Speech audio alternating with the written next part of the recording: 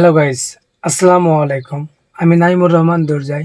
আজকে আপনাদের একটা নতুন বিষয় নিয়ে ভিডিও আপলোড করেছি। অবশ্যই থাম্বনেল দেখে আপনারা কিন্তু বুঝে গেছেন। তো আজকে আমার একটা ভাই কমেন্ট করছে যে, "ভাই, আমি ১১ মাস হয়ে গেছে যে পাসপোর্ট জমা দিছি। এখনো পর্যন্ত আমার পাসপোর্টে ভিসা লাগেনি। এর যদি কারণটা যদি আপনি একটু বলতেন, তাহলে মনে হয়তো একটু শান্তি দিতে পারতাম।" দেখেন, যখন একটা মানুষের অসুবিধা হয় তখন কিন্তু অনেক রকমভাবে চেষ্টা করে যে আমি একটু সংশোধন যদি পারতাম। আজকে আমি নিয়ে চলে এসেছি সেই সংশোধনটা করার জন্য। তো চলেন গাইজ ঘুরে আসি। তো এখন সাইপ্রাসের পরিস্থিতি একটু খারাপ। যার কারণে দেখা যাচ্ছে অনেক সময় হয় না এমন যে হওয়া জিনিসই হয় না। এরকম হয়ে গেছে এখন সাইপ্রাসের অবস্থা। এখন বাঙালি প্রচুর পরিমাণ ঢুকছে। আর দ্বিতীয়ত কথা হচ্ছে বাঙালি পাকিস্তান, নেপাল, তারপরে ভুটান, নাইজেরিয়া, জিম্বাবুয়ে, আফ্রিকা মহাদেশের যে কিছু দেশের মানুষজন তারা অ্যাভেলেবল এই দেশে কিন্তু আসছে। আর সাইপ্রাসের মনে করেন একেবারে একটুখানি দেশ, এর মধ্যে থেকে মনে করেন আবার ২ টো ভাগে ভাগ করা। একটা হচ্ছে সাইপ্রাস, তুর্কি সাইপ্রাস, আরেকটা হচ্ছে গ্রিস সাইপ্রাস। দেখা যাচ্ছে অনেক সময় হচ্ছে কোম্পানি, ছোট কোম্পানি লোক হয়ে যাচ্ছে বেশি। দেখা যাচ্ছে আগে থাকতে এপ্লাই করে রেখেছে। এপ্লাই করার পরে ওইটা ক্যানসেল করতে মনে নেই। যার কারণে মনে হচ্ছে যে লিগার জন্য বসে রইছে। তো এমনও হয় যে আপনার পাসপোর্টটা যেই কোম্পানিতে জমা দিছে, মনে করেন সেই কোম্পানিতে যে লোকটা লাগবে, মানে আপনি যে এই কাজের হিসাবে আসছেন, যে লোকটা লাগবে সেই লোকটা এখন এই মুহূর্তে আর লাগছে না। যার কারণে দেখা যাচ্ছে ওই কোম্পানি আপনার মনে করেন এতটা গুরুত্ব দিচ্ছে না। যার কারণে আপনার দেখা যাচ্ছে অনেকটাই লেট হয়ে যাচ্ছে। আর ২য় নম্বর যে কারণটা রয়েছে, তো মনে করেন আপনি যে এজেন্টের মাধ্যমে কাগজটা জমা দিচ্ছেন, মানে আপনার পাসপোর্টটা জমা দিচ্ছেন, সেই এজেন্টটা কয় নম্বর? কয় নম্বর এর কারণটা হচ্ছে আমি কই। দেখা যাচ্ছে আমি এইছি একজনের মাধ্যমে, আবার সে এইছে আরেকজনের মাধ্যমে। তো আমি তার চিনি বেশি। যার কারণে যেহেতু আমি একটা লোকে নিয়ে আসি, আমি তার সাথে আগে যোগাযোগ করব। কারণ সে আমার নিয়ে এসে। যেমন মনে করেন আমি একটা লোকে নিয়ে আসলাম, সে আমার কাছে কাগজপাতি দিলে। এবারে সে যখন আমার কাছে দেবে তখন সেটা হচ্ছে ১ নম্বর। এবারে আমি যখন আমার যে নিয়েছে আমি যখন তার কাছে দিব সেটা হচ্ছে ২ নম্বর। এবারে সে যে মেন এজেন্ট তার কাছে কাগজটা দেবে। তাহলে হয়ে গেল কয় নম্বর? ৩ নম্বর। এখন মনে করেন ১ম লোক যে ১ নম্বরে আছে তার কাছে যদি কাগজটা জমা পড়ে, তার কাছে যদি আপনি দেন, তাহলে দেখা যাচ্ছে একটা দূরত্ব হয়। আর যখন আপনার ৩-৪ টি হাত হয়ে যায় না, তখন একটু মনে করেন প্রেশারটা কমে যায়। যার কারণে মনে করেন অনেক সময় আছে লেট হয়ে যায়। আর ৩য় নম্বর যে কারণটা রয়েছে, ৩য় নম্বর কারণ হচ্ছে আপনার এই সাইপ্রাসে বেশিরভাগ সময়তেই কলিং বন্ধ থাকে। বেশিরভাগ সময়তেই কলিং বন্ধ থাকে। আমি আইছি মনে করেন ৭ মাসের উপরে চলে গেছে। তো আসার পরে ২ বার বোধহয় কলিং খুলেছে। তার মধ্যে ১ দিন, মানে পয়লা বার যখন খুলেছিল ১ মাসের মধ্যে বন্ধ হয়ে গেছে। আর ২য় বার যে কলিংটা খুলেছে, মানে এই যে ২-১ দিন হয়েছে খুলেছে। ৪ মাস ৫ মাস বাদে কলিংটা করলে। এত লং টাইমে যদি কলিং করে তাহলে আপনার কাগজটা জমা পড়বে কখন? আর আপনার ভিসাটা বেরোবে কখন?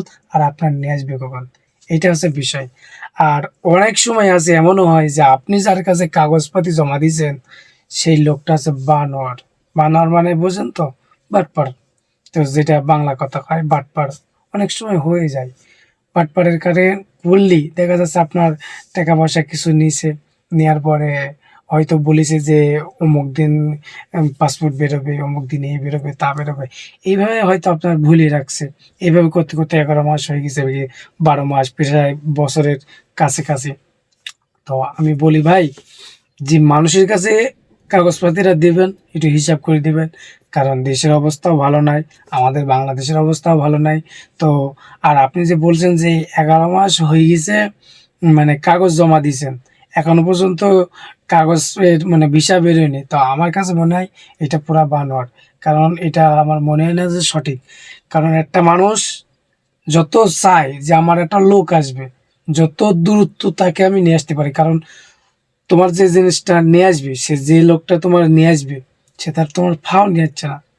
সে তোমার কাছ থেকেই কিছু টেকা খাবে। বা কিছু খাবে, মানে ওই কথাটা বাদ দিলাম। আপনার কাছ থেকে মনে করেন এটা বকশিস নেবে সে, এইভাবে বলি বকশিস নেবে। তো আপনারা যদি না নিয়ে আসতে পারে তাহলে বকশিসটা নিয়ে দিতে পারছে না। আপনারা যত দূরত্ব নিয়ে আসবে তার তত পক্ষে তার ভালো।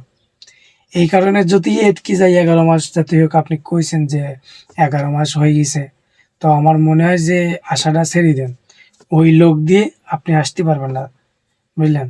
তারে বুঝান যে ভাই হোক, চাচা হোক, খালু হোক, মামু হোক, আপনার যে সম্পর্ক হয় সেই সম্পর্ক দিয়ে বলেন, দেখেন আমার তো অনেক দিন হয়ে গেল, প্রায় বছরের কাছাকাছি, তো এখনো পর্যন্ত আমার ভিসাটা এলো না, এখনো পর্যন্ত আমার ভিসাটা এলো না। তো আপনি একটা কাজ করেন, আমার আছে পাসপোর্টটা ফিরিয়ে দেন। এইভাবে বলে আপনি ঘুরে নিতে পারেন। কারণ আমার মনে হয় না তার মাধ্যমে আপনি এই দেশে আসতে পারবেন। সাইপ্রাসে যারা আসে দেখবেন লেট হয় না তা না, লেট হয়। কোনো সময় ৮-৯ মাস লেগে যায়। সেটা হচ্ছে কলিং এর কারণে। কলিং খোলা থাকলে খুব দ্রুত আসা যায়। আর কলিং যদি বন্ধ থাকে একটু লেট হয়। যার কারণে মনে করেন একটু আসতে লেট হয়ে যায়।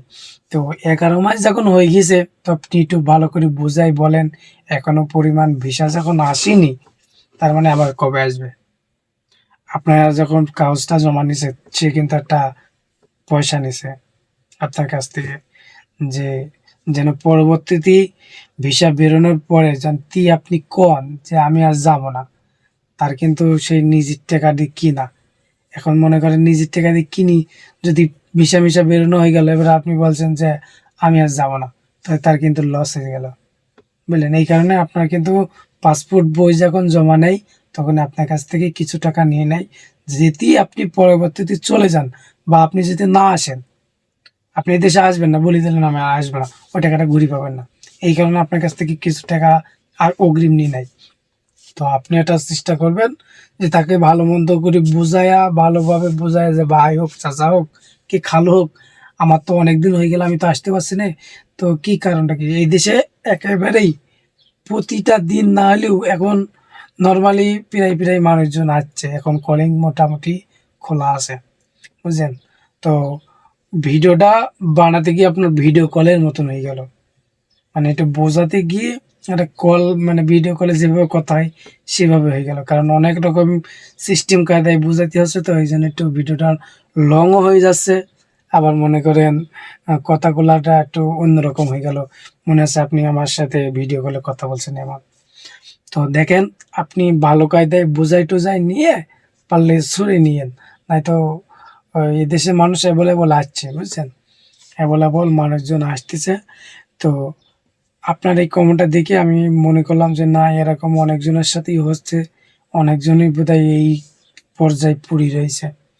তো দেখেন এই সাইপ্রাসের যে কিবরিসের, এর নাম আছে কিবরিস। এই কিবরিসে অনেক মানুষজন আসছে যাচ্ছে, অনেক মানুষজন এখন পরিমাণ। আর বাংলাদেশের সরকার চলে যাওয়ার পরে একটু এয়ারপোর্টে একটু মানে অনেকটাই ঝামেলার সৃষ্টি হচ্ছে। তো আপনারা একটু সতর্কভাবে আসবেন।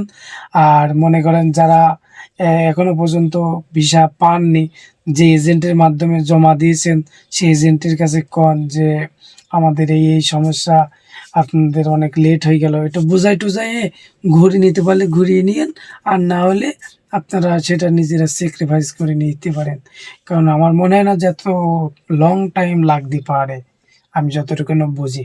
তো সাইপ্রাস অনেক মানে মানুষজন আসা যাওয়া করছে। আজকের এই ভিডিওটা এই পর্যন্তই। তো চ্যানেলের সবাই সাবস্ক্রাইব করে রাখবেন। আশা করি আপনার মতামতটা লিখে যাবেন কমেন্ট বক্সে। আর পরবর্তীতে অনেক ভালো ভিডিও নিয়ে আসবো। সবাই চ্যানেলটারে সাবস্ক্রাইব করে রাখবেন। ধন্যবাদ।